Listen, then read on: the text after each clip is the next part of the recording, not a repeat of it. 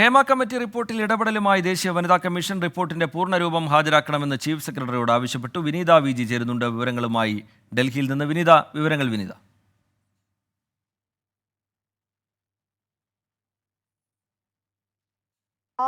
Hema committee റിപ്പോർട്ടിലാണ് ഇപ്പോൾ ദേശീയ വനിതാ കമ്മീഷന്റെ ഇടപെടൽ വന്നിരിക്കുന്നത്.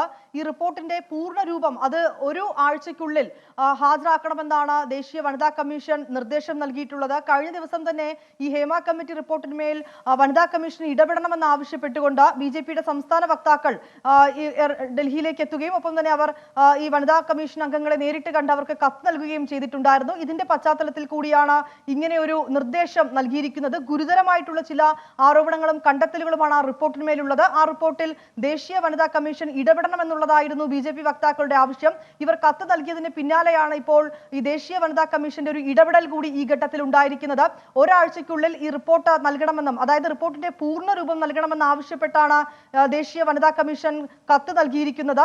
ചീഫ് സെക്രട്ടറിക്കാണ് ഈ കത്ത് നൽകിയിട്ടുള്ളത്. റീജിത്ത്. ശരി, വിനീത വി.ജി വിവരങ്ങൾ നൽകുകയായിരുന്നു ഡൽഹിയിൽ നിന്ന്. ഹേമ കമ്മിറ്റി റിപ്പോർട്ടിൽ ദേശീയ വനിതാ കമ്മീഷൻ കൂടി ഇടപെടുകയാണ്.